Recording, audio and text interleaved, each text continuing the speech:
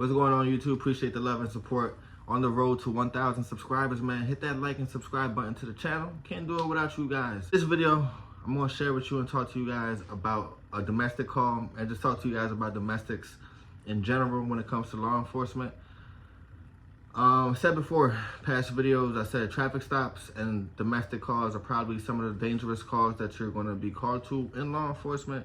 Already explained to you guys about traffic stops. Pull the car over, 3 o'clock in the morning.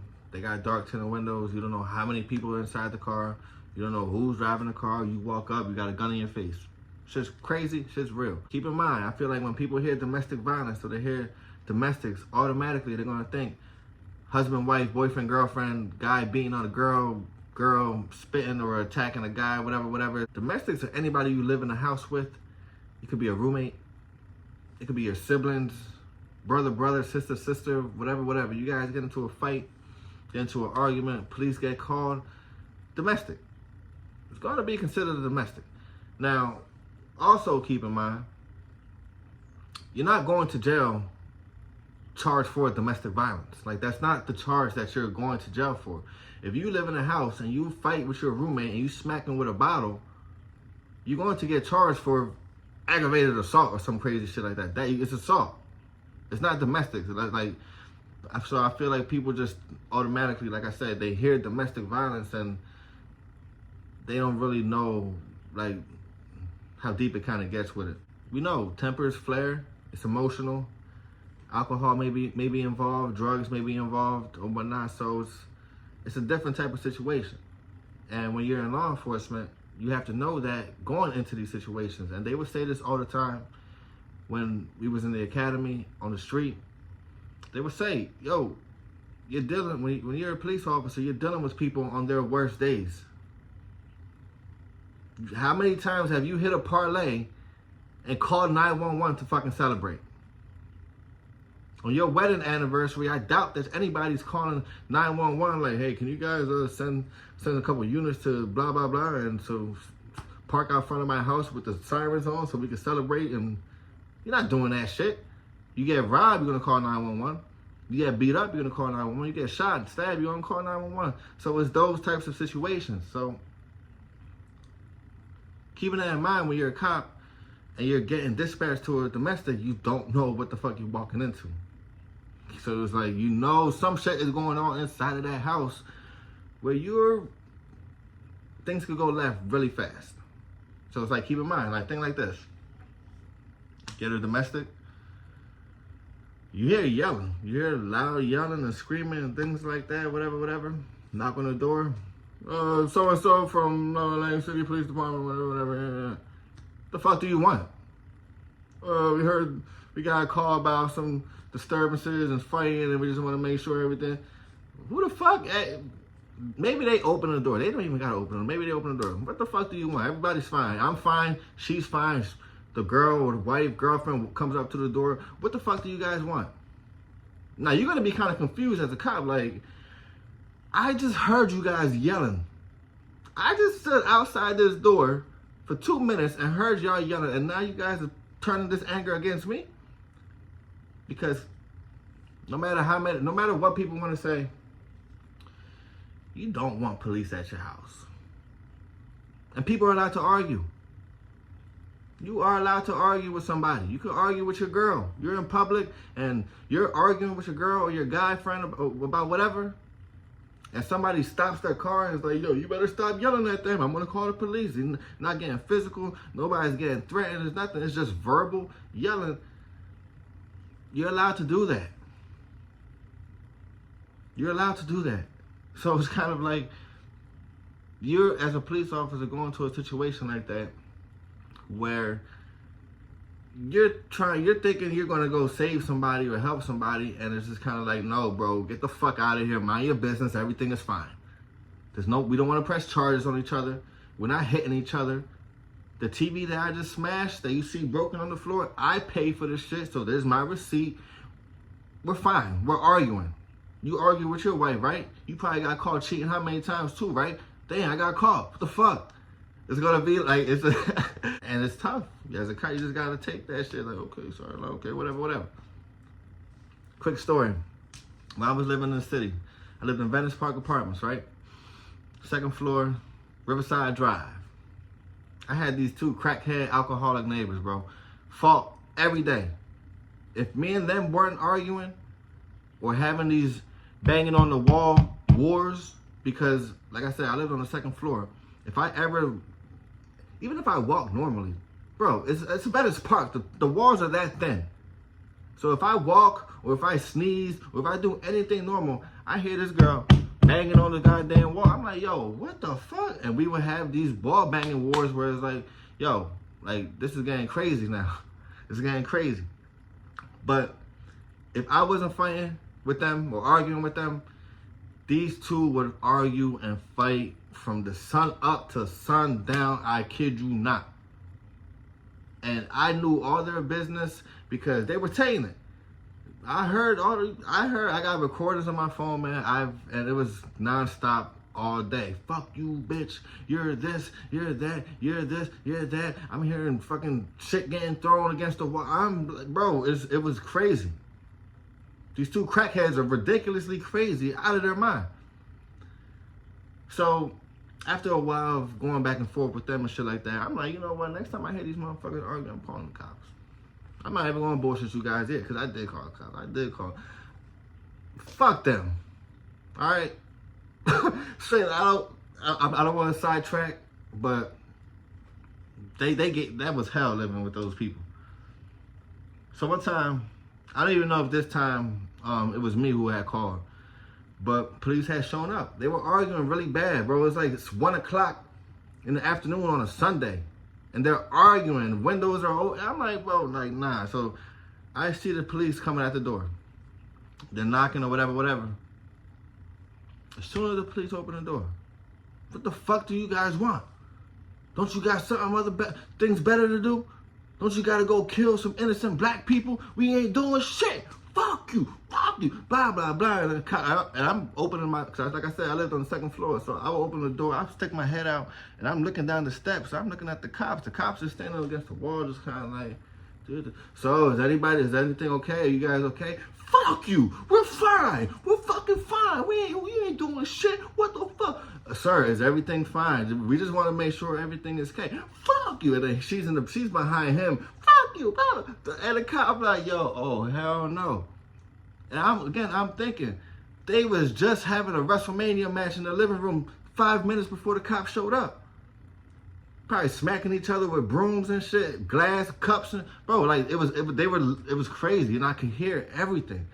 But as soon as the cops showed up, they forgot it. They was in love.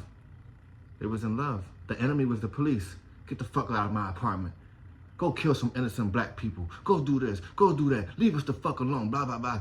And I'm standing upstairs like, oh hell no, these motherfuckers about like they really ran the cops off like that. I'm like, wow. Looking out the window, I see the cops walking back to their truck, laughing and shit, getting in the car, like, psh. I'm like, oh, these motherfuckers are crazy, man. Crazy. But shit like that happens. People don't want to deal with police. Think of a situation where maybe somebody has a warrant, whether they know it or not. Well, let's say if they know it, they know they got a warrant. Come home from work, argue, had a couple beers, couple shots, argue with their girl, neighbors walking by, nosy, calls the cops. And I was screaming here at the address. I don't know what's going on. You guys said somebody. I'm really concerned. Cop shows up. Hey, he's got a call, blah, blah, blah. Guy doesn't know why the cop is there. He just sees a cop out there. And he knows he has a warrant. Maybe he has a gun in the house. Maybe he has a knife. Maybe it turns into like this whole different situation where the guy is like, I'm not going back to jail. Shit like that happens, man. You can do the research, go look at the news stories, go look at it's just real. It's crazy. It's crazy. One of my first domestics that I was involved in, well, I wasn't even really involved in this one, but I was on FTO. We get to the scene. There's already a bunch of units already there. Some officers talking to the female, other officers talking to a male. And me and my FTO, we're just kind of just standing back, just listening and watching things. female starts crying like, I'm scared of him. Don't want nothing to do with him. He keeps trying to come back. I don't want him in the house. I don't feel safe in the house, so I'm going to leave the house tonight. He doesn't live here. This is not his home. But I'm going to go with my mom or my aunt somewhere. They had a little girl that was involved in shit like that. She was like, I just don't feel safe. There were no physical marks. There was no abuse. There was no nothing like that. I'm assuming it was just all verbal. Again, it wasn't my call. I wasn't getting the information and details for that shit. So they end up working something out where the female was going to get transported to the police station, get picked up from whoever. The guy was going to have to leave the property because, again, he didn't live in the house. And he didn't live in the house. And that was that. She didn't want to sign no restraining order. No TRO, temporary restraining order. She didn't want to sign one. Again, there was no charges to be involved. So it was just kind of like there's not really much an officer could really do in that situation, except pretty much separate everybody and just kind of go from there. Now, in law enforcement, I don't know if it's in every department, but the departments I'm familiar with, Atlantic City definitely, they have domestic violence forms. And those forms are forms that just pretty much indicate that whenever there's a call for a domestic that a police officer is present to or like shows up to and speaks to both parties, and they both agree there's no physical injuries, there's no charges, nobody wants to sign charges against each other. It's just a verbal argument, whether it was in public or at a home. That paper is just simply stating that police officers did come and investigated everything and this and that. It's a DV form. For that call, when I was with my FTO, the primary officer was just kind of gonna just leave everything alone and just not do a DV form. And I remember my FTO kind of suggesting that to him, like, yo, you should just like do that for him. And he was like, you think I should? He was like, yeah, like that's what it's there for. Like, do it. So he ended up doing it, whatever. And pretty much, it's a paper trail. It's a paper trail because, when it comes to domestics and relationships, it's hard to kind of get away from that. So you kind of get into one argument with your boyfriend, yada yada, it becomes a pattern. And it's kind of like, there's been plenty of times where I've stopped somebody for a domestic, an argument, and I was just trying to talk to them, whatever. And they would give me domestic violence forms from other cities, from other police departments, from like 2 months prior and shit like that. And I'm like, this doesn't make sense. Why are you with this person? Why are you around this person? You like, domestic forms, there's not charges for anything. It's not stating that you're being charged or it's simply a record for police officers that's saying like, hey, we got called to this. Nobody was hurt. Nobody's pressing charges. Paper trail. But yeah, man, that stuff is crazy. But on a serious note, when it comes to domestic violence, if you're in a relationship, it's not just physical abuse, man. It's not just getting punched on and slapped on, kicked on. It's verbal abuse. Somebody calls you out your name. Somebody makes you feel less than. Somebody doesn't appreciate your value. If it's emotional and mental abuse, the gaslighting, the manipulation, the lying to you, all that shit in a relationship, don't be part of that. You don't gotta deal with that, man. I know it's hard. I know it's hard to kind of think that there's nothing else out there, or you've known this type of way of living for so long but it's only gonna get worse.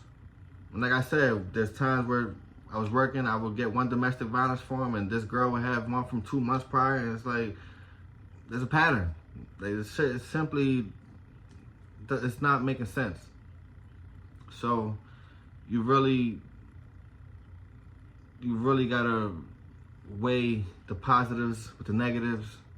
Put yourself first. Value what you got going on. Value yourself.